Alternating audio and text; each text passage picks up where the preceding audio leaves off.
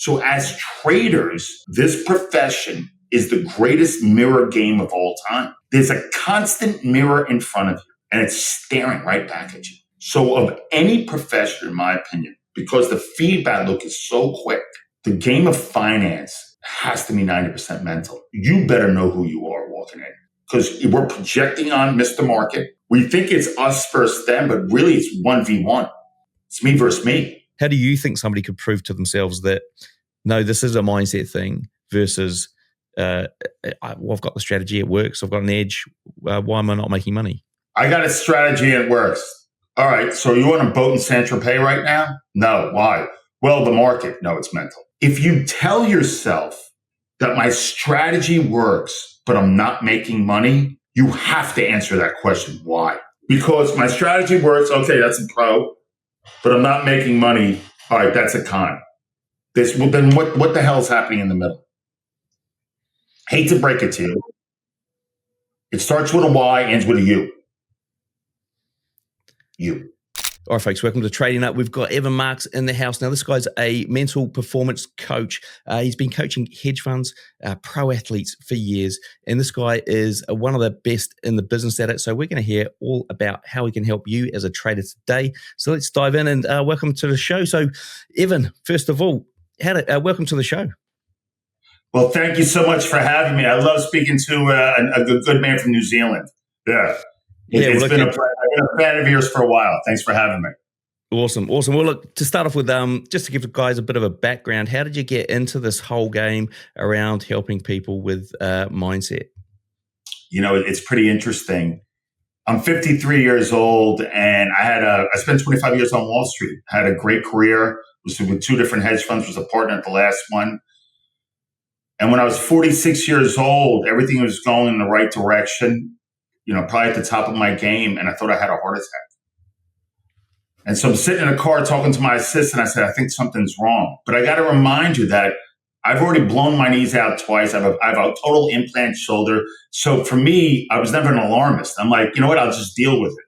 But I knew something was wrong. So I remember going home, and fortunately, it wasn't a heart attack. It was a massive panic attack. But why at the top of my game? Why, when everything looks great, healthy children, beautiful marriage, great career, what happened? Well, what it was obviously I was an athlete, had a couple concussions along the way, but it really was this chronic stress that was just eating at me. So when I saw a neurologist, he's like, listen, the gray matter in your brain is significantly impaired. I'm like, how? I'm 46. He's like, I can't tell you how, but I know stress hasn't helped you. And he's like, you have to make a decision. It was that grave. Like, either you're done and pick something else, or I can't tell you the end of that story, but I know what the answer is. So my wife looks at me, she's like, I think we have to make a decision right now. And I was very fortunate that at that time I said, you know what, I have to, I have two young daughters, I'm going to make a pivot. But ironically, I always wanted to coach. Always. And it was one of those things, fortunately, I was very good at what I did for a living, but I never liked it. I always wanted to be a coach. So I guess after 25 years of regret, I guess it creeped up on me. And I had the opportunity to work with a coach of mine who coached me for a while. She was one of these people who was, I don't know if you've ever seen the show Billions, but she was the coach in Billions. There was there was a character after her. She was my coach for a while. She said, what are the odds you come work with me? And I literally sold my partnership at 46, took a 99% haircut, and went back to school and went for psychoanalytical theory and neuroscience. And now 8.5 years later, I've been coaching. I'm a mental performance coach. I coached, my first gig was Jimmy Johnson, his pick routines at Hendrick Motorsports. I coach global CEOs, and I obviously coach hedge fund managers, PMs, traders across the finance industry, VC and private equity. So I started M1 Performance Group about 1.5 years ago. And I've never looked back. So I'm very blessed, and I'm very grateful to have this opportunity. Hell of a shit. Well, yeah. I'm sure we're in for a treat today. So one of the things you do talk about is, like you say, pressure is privilege. Can you break that down for traders who currently feel crushed by the pressure of trading. Hey, if you like futures because of the tight spreads and clear setups, go check out Blue Guardian Futures. They let you start trading futures with up to $450K in funding. The best part, you keep 100% of your first $15K in profits, then 90% after that. No activation fees, weekly payouts, and they're sponsoring Chris Eubank Jr. and Birmingham City FC. Go take a look at blueguardianfutures.com or click the link in the description. Well, you have to look at pressure very differently, right? Pressure, when I say you're under pressure, that means you're giving a responsibility. And pressure is a privilege comes from Billie Jean King, one of the greatest tennis players of all time. So you have the ability, there's a utility of sitting in that seat. The opportunity is massive.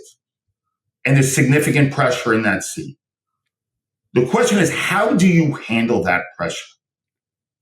If the pressure is too high, how do you downregulate enough to still be uncomfortable, but still to make best decisions? So obviously, there has to be pressure. One, when the stakes are high, and two, when you're dealing with continued uncertainty. Always.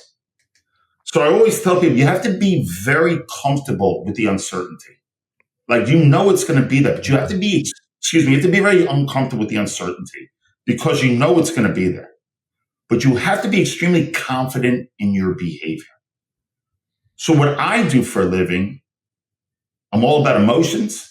I'm all about behavior. I'm all about building new experiences that create new circuitry in the brain.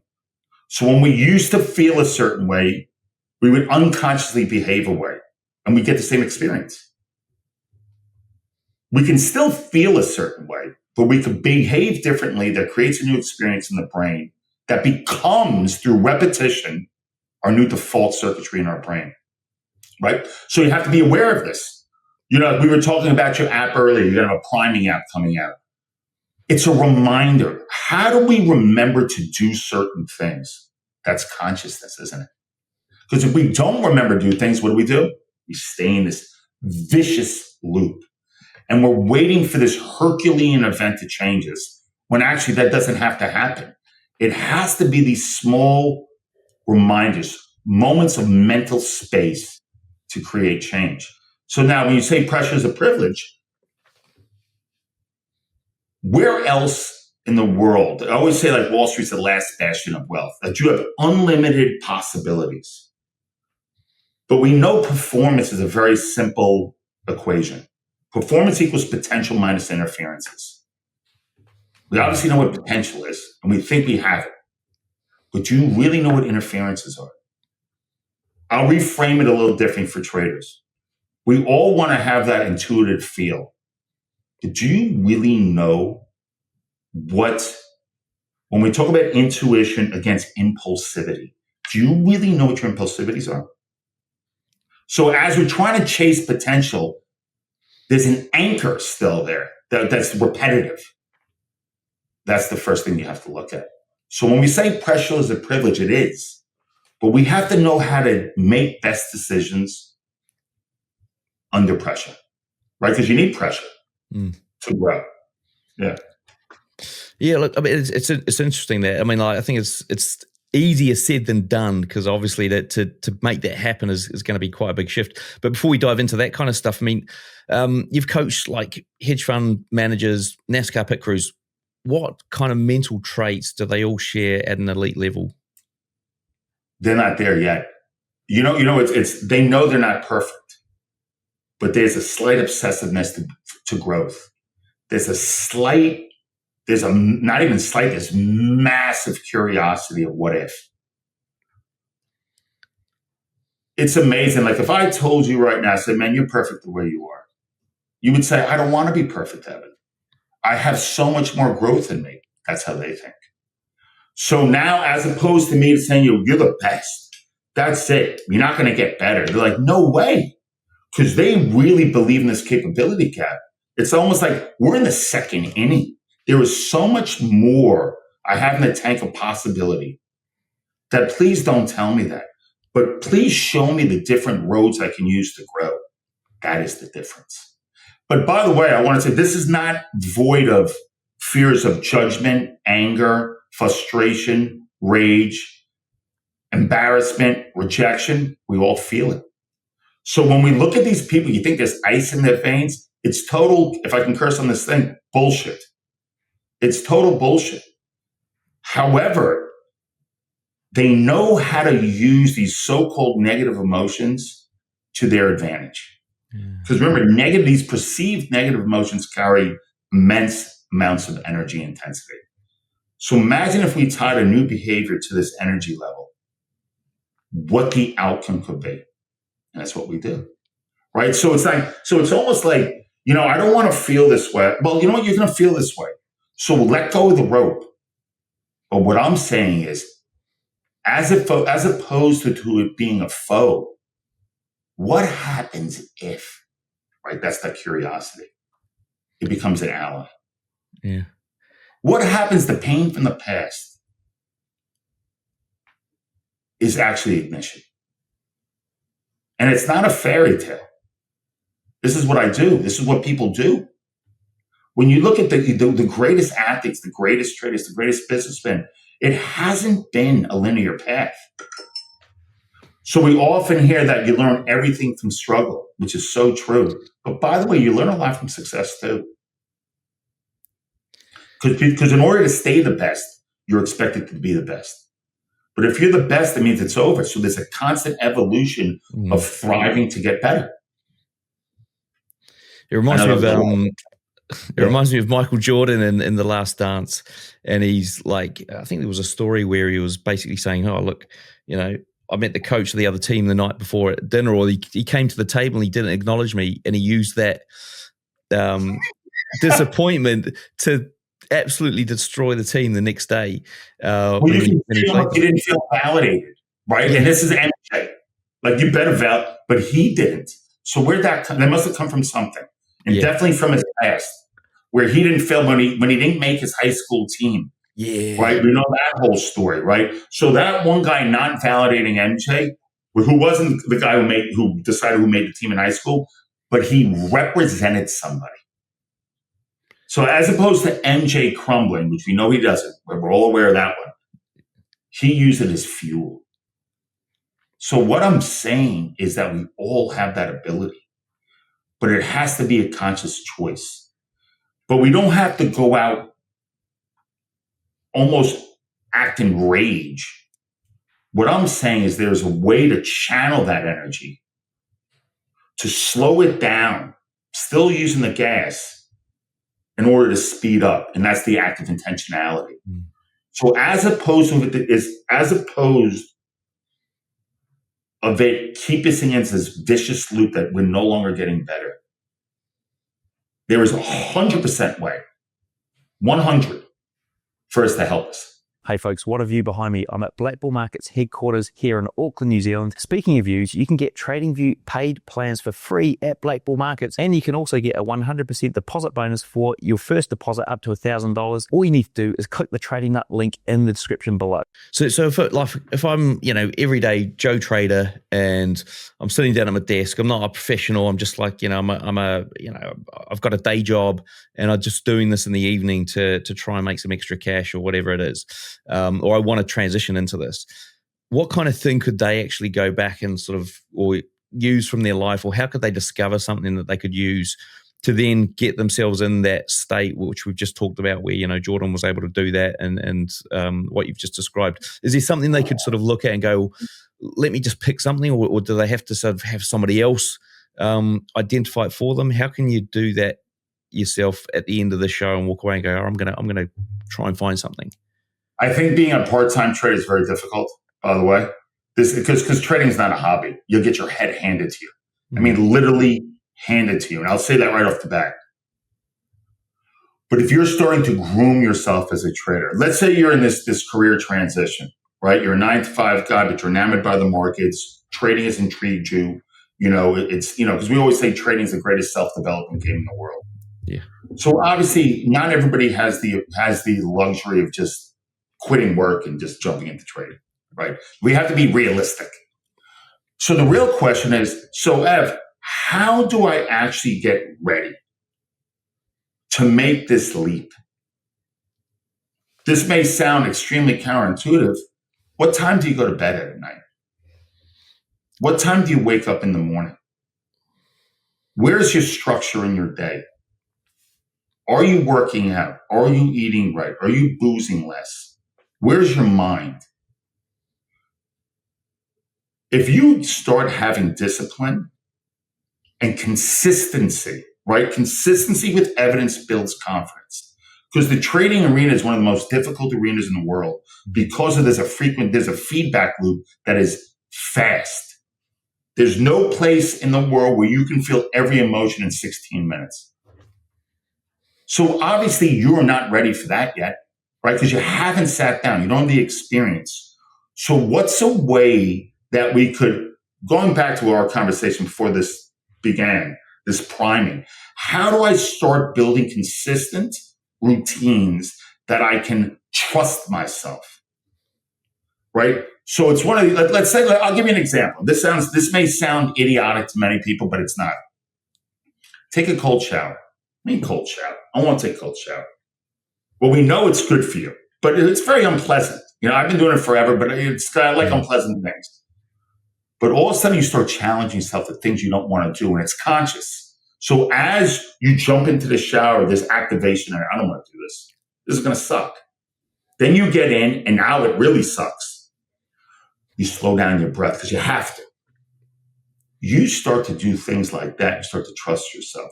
So obviously you need experience in the arena, right? That's how you build intuitive feel, but also that's how you learn about impulsivity. But before that, I'll give you, it's such a great question. You can't wait. When I'm there, I'll do this. What I'm saying is before you get into the arena, if this is what you want to do, you can still start training mentally before you get there. Don't wait to be a full-time professional trader. It's almost like, when I'm happy, I'll do this.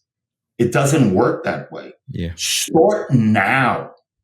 Put down the third slice of pizza if you want to get in shape. Like these little things, they seem to many as inconsequential. They're not. Why aren't they? Because we're in the game of best decisions. So we want to make best decisions. And that's what trading is all about, making best decisions. Because you know what? We don't know if we're going to be right or wrong. But I'll tell you one thing. If I'm making conscious best decisions, the odds of me being successful are much higher. There's no doubt about it. Yeah.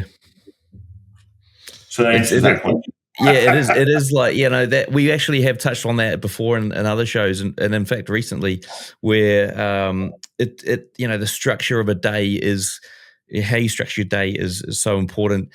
And I mean, I think a lot of people they get derailed too often. You can have the odd day where you sort of, it's a cheat day or whatever, and you're going to go out and with your mates and have a good time and that. But in general, you need to kind of get back to that structure pretty quickly to be able to pick your day. Like if you're doing it on a Tuesday, if you were a professional athlete and we got a big game tomorrow, are you going out with your mates to the pub? There's not a fucking shot in hell. So now you're sitting, this is what trading is, in the biggest social experiment ever. It's called theory of mind, right? Where other people are participating and you're not sharp. And now you wonder why you didn't do well. I don't think Tom Brady shows up buzzed to a game. I don't think he does. So then why do we? And then we expect things. Now on a Friday night, markets are closed Saturday, and you don't have money responsibilities, go ahead and bang it. But be careful. Remember tomorrow. If you want to be great, if you want to do this at a high level, if you want to take this seriously. Otherwise, come join me, sit at my table, and we'll eat you for lunch. It takes a different breed of people to do this. Right? Because then what happens is if you don't, you're gambling. Mm. That's all I'm saying. And people may go, well, that's pretty harsh, Evan. Man, I'm just telling you the truth. I mean, thinking back to your Wall Street days, I mean, can you give us an example of where mental performance made or broke a trade for you? Well, I'll tell you this one. I only remember the trades I got punished in. I'll tell you exactly. I'll answer that question very easily. So I went to University of Pennsylvania in Philadelphia, and I was a college athlete. I played lacrosse. Lacrosse is not big in the States, but it's big in the Northeast. So I was recruited to play lacrosse. My identical twin brother went with me. I blew my knees out once, then I blew them out again. My brother becomes captain. There I am. I'm only a student now. I'm no longer an athlete. My brother gets to go play all those things. So now we both go to Wall Street. My brother works for this guy named Steve Cohen. I think everybody knows who he is. He's one of the biggest guys in the world. And all of a sudden for me, it was never about trading. It was about proving myself, which is a very dangerous place to be. So when I would go up a lot of money, it meant nothing to me. I wanted to prove to everybody that I'm good enough as a person, but I wanted to prove to myself I was. But I needed this internal validation, approval, because I never got it early on. I didn't know this. Luckily, I was decent enough to not get myself in a bad position. But when I spoke to somebody when I was 35, they're like, listen, you are not trading. You're in the game of seeking validation. So what are you talking about? They would call me give back. Like, hey, watch him. I've never seen a guy go so much money to give back. Who doesn't even care? I was like, I didn't even know it. But what I was trying to say, like, that doesn't bother me. I'll make it again. That's crazy, but it's not. So I did. So when you asked that question, I lived it. But I was lucky enough to be able to tell it, that I didn't destroy myself. But I wish there was people talking about emotions and behavior and trauma. All these things are real. Mental health is real. So as traders, for some reason, this profession is the greatest mirror game of all time.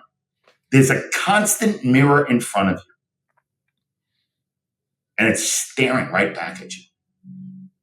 So of any profession, in my opinion, because the feedback loop is so quick, the game of finance has to be 90% mental. So you better know who you are walking in. Because we're projecting on Mr. Market. We think it's us versus them, but really it's 1v1. It's me versus me.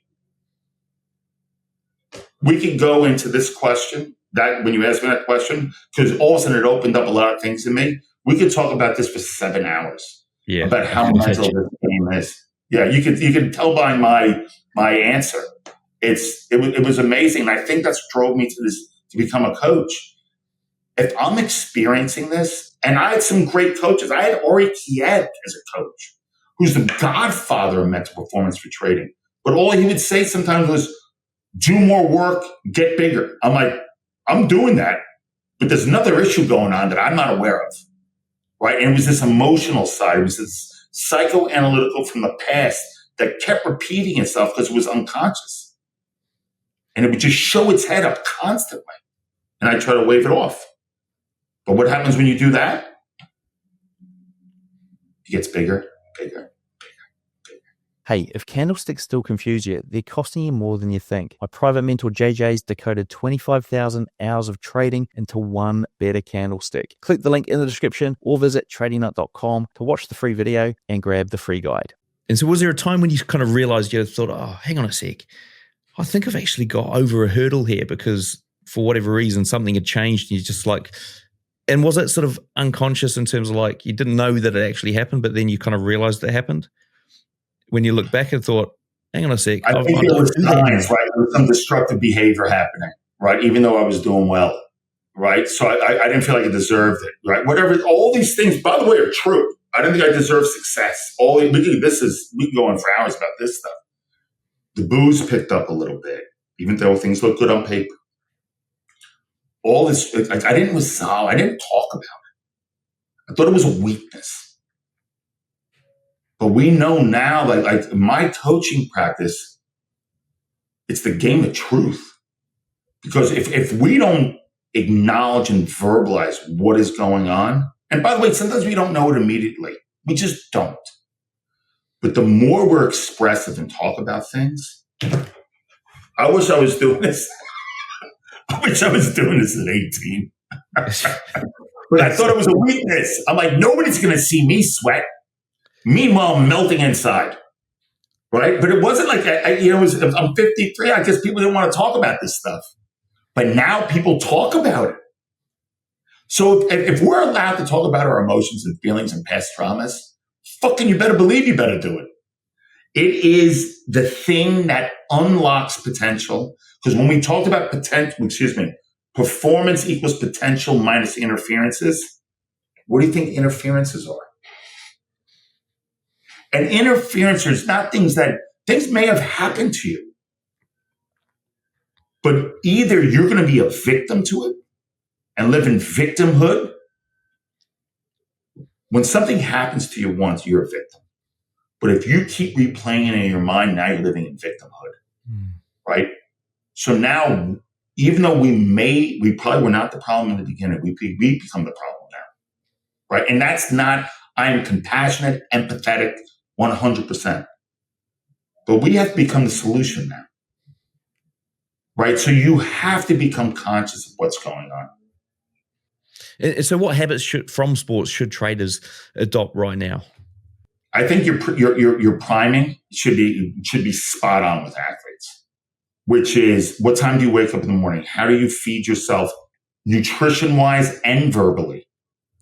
What does your training look like? How do you work out? How do you hydrate? How do you sleep? Where's your visualization, right? I thought manifestation used to be woo-woo, but we know now research backs it. So where are you in your priming game? Don't think you're just going to show up and produce.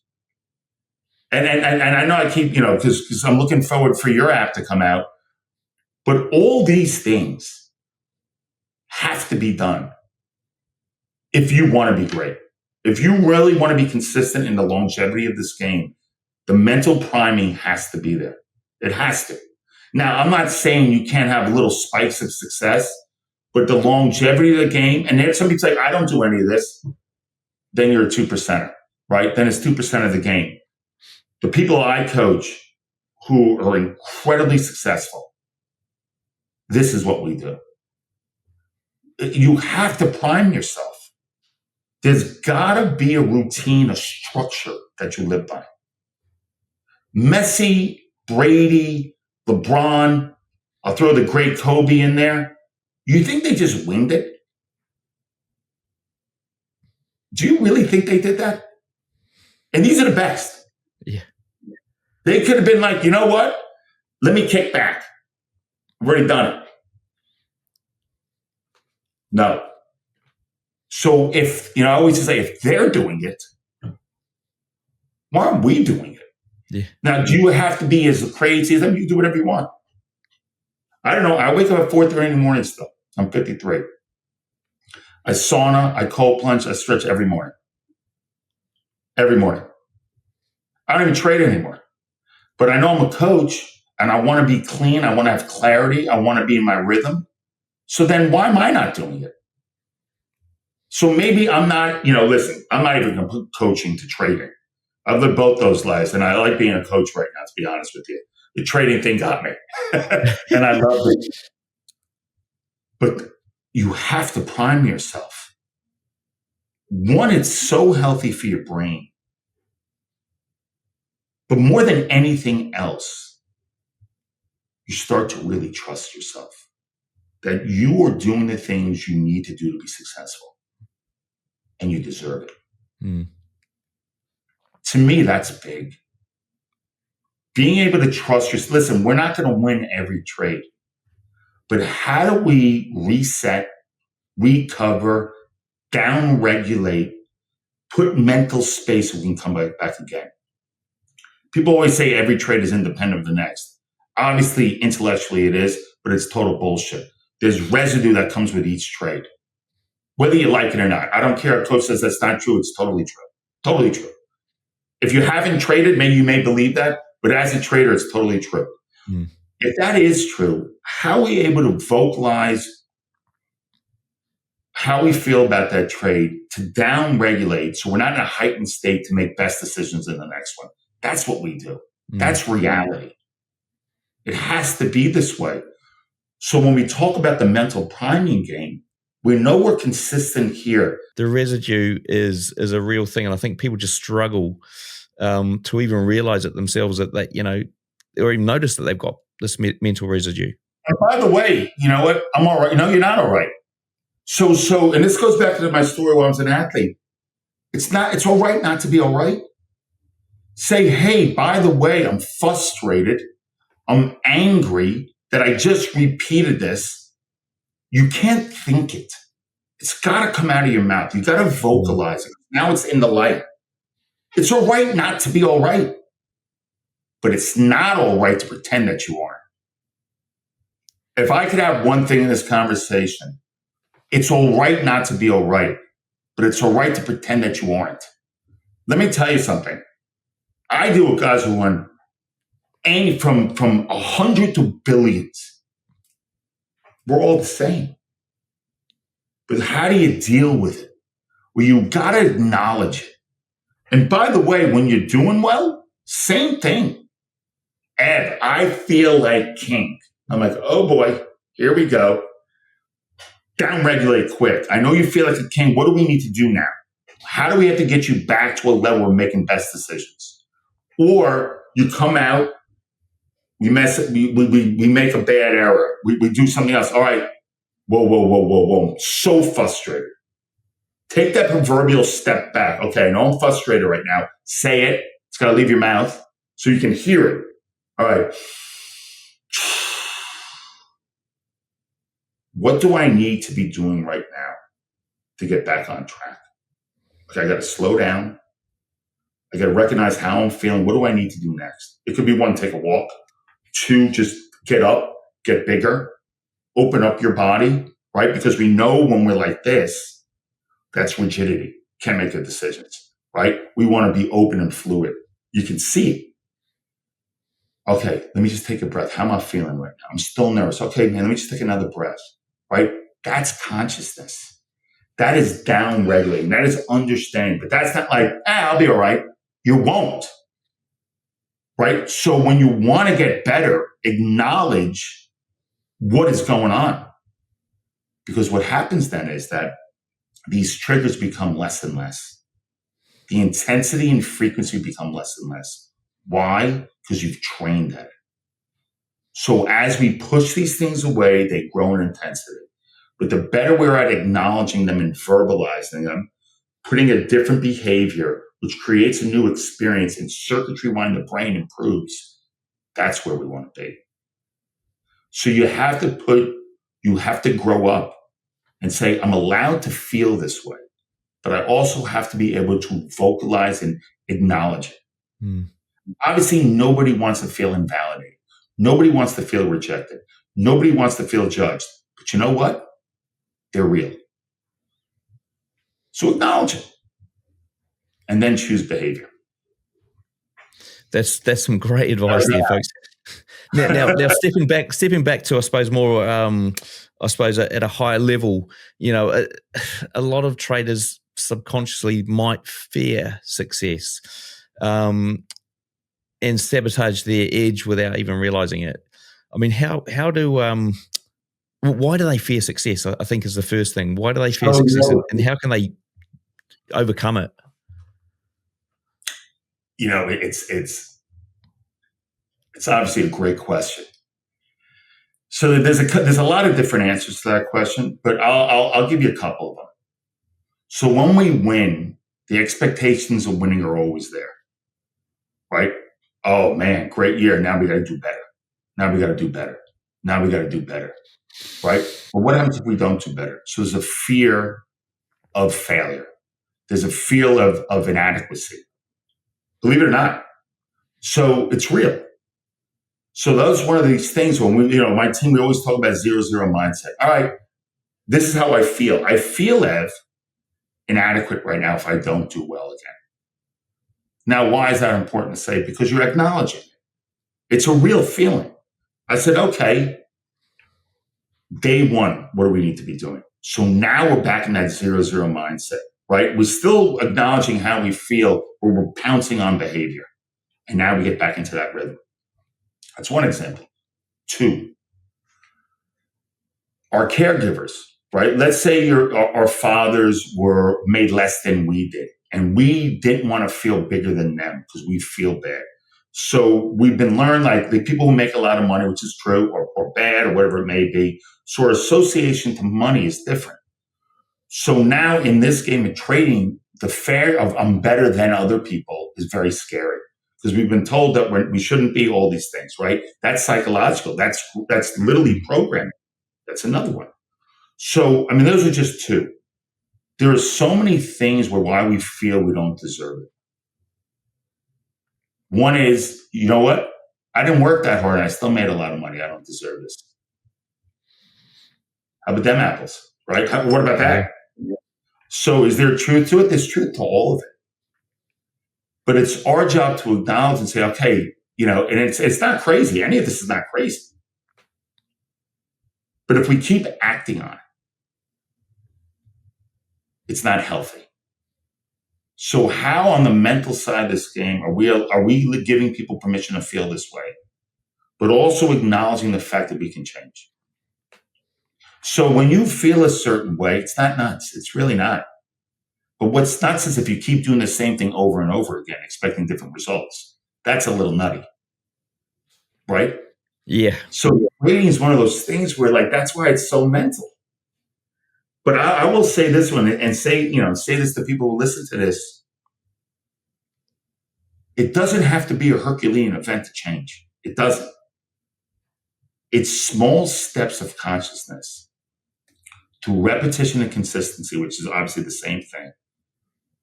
That as we build our skill on the mental level, the byproduct can be what we want it to be. Mm. I can't guarantee it happens by Friday. I just can't.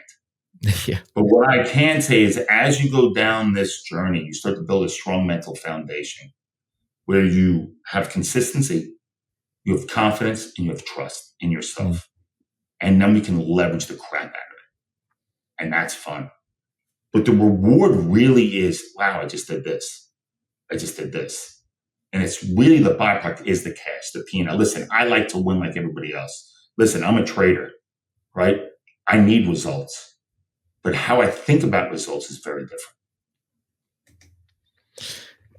Thinking about like mid-trade, somebody's like, or even just mid-session or whatever, and things are spiraling out of control. They've got too many orders on, or they risk too much, or whatever it is. Have you got, or would you have had, now that you've done this whole coaching thing, a mental reset that you would be your like sort of go-to mental reset that you could just pull out, okay, mid-trade, or somebody listening could pull out and go, right, okay, I'm just going to do that and reset and then have a look at this again. Anything? It's something that we haven't discussed yet is the power of questions. So when we ask ourselves self-exploratory questions, why am I trading this? How am I feeling right now? Where's my risk reward? Everything I do and say in this podcast is coming out of my mouth. I'm not thinking this, I'm saying it, just to make that clear. So what happens is you've been in a meeting before and the person asking the questions is in the seat of influence. But when we ask ourselves self-exploratory questions, how am I feeling and why? Where's my risk reward in this trade?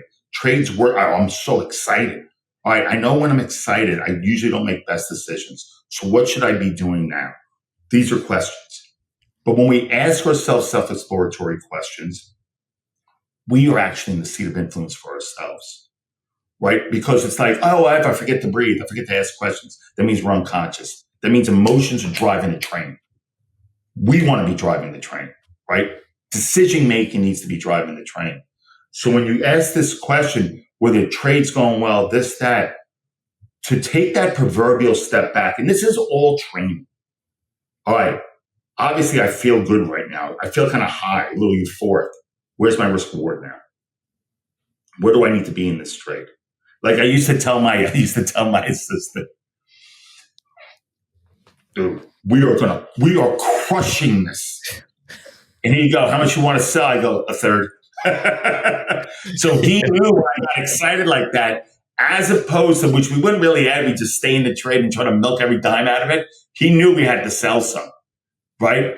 But that was my emotion, right? So I knew when I got like that, I knew that I was going to do something, as opposed to sit there and be greedy. Like you said earlier, greed is real. So the whole thing is that because I'm verbalizing things, I'm starting to pick up on the words I use, right? And so now when I'm like, we're going to kill it, meant, all right, now we're not trading anymore. We're trying to prove something to everybody else. Right. So now is the best time to take a tick, right? Sell a little bit, feed the ducks as they're quacking. Because I know in the past, I wanted to beat my chest and show everybody. But you know what the end result would be? A retracement, get back 60%, 70%. And now I'm in this vicious loop that I don't deserve this anymore because I couldn't make that decision because the emotion got on the field. Yeah. So when you ask about people with all these trades, listen, if you have 15 different trades on, if you're not an experienced trader, I mean, then you shouldn't be trading at all, right? You got to start slow. Right? You got to pick up on the things you and I are discussing here about emotions and behavior, right? Because if you're not a seasoned veteran and you're putting 15, 20 trades on, good luck. Like there's no way that you're even able to manage those things, right? And by the way, it's not a portfolio holding for 20 years. That's not what we're talking about here. Like if you think you're trading, like no way. Because if one heads south, one goes north, one goes sideways, and there's all these emotions, and you haven't worked on what we're discussing, no way. Yeah. Right? And the mental damage it'll do to you, besides financially, it will be not very good. I'm interested just to hear your view on this, because I think it's kind of one thing that people may struggle with, which is even accepting the fact that mindset, this is a mental game, all those sort of things that, I mean, most of my guests talk about as like keys to becoming a successful trader. But I know even myself, when I started, I was like, mindset, why would I bother with that? It's all about the strategy. You know, how could somebody prove to themselves, or how do you think somebody could prove to themselves that, no, this is a mindset thing versus, I've got the strategy, it works, I've got an edge, why am I not making money?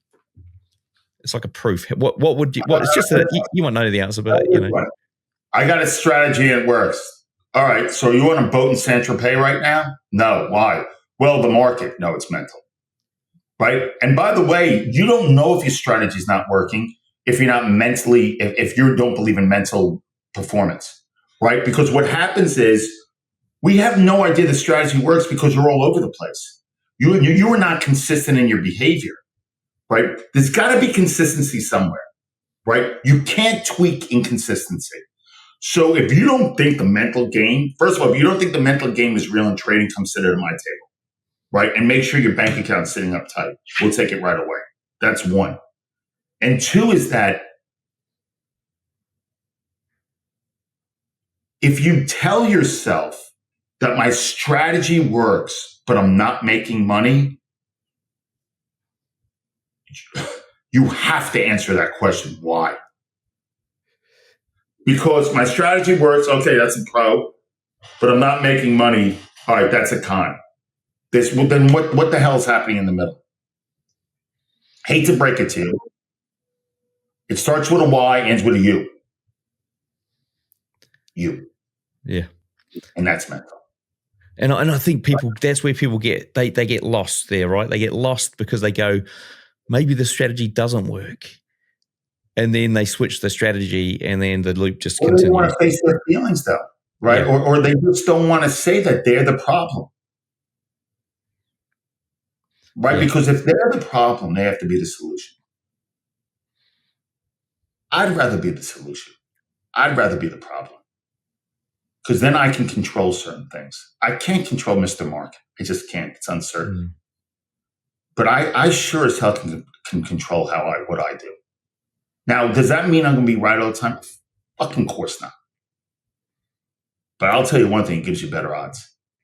Because what happens is now you're able to, when you're consistent with your actions and strategy, you can tweak it. You cannot tweak inconsistency. because that is insanity. Hmm. That is, you're tweaking something that's constantly changing. How can you tweak that? You can't.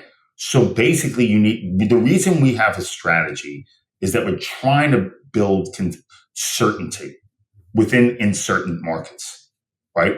That's a strategy. That's fine. But our mindset have to know that we're dealing with uncertainty. And so what is the structure I use mentally so I can be adaptable and flexible? And that doesn't feed doubt if we do it the right way. It's more exploring and growing as a trader, right? I always say, what do we do well today?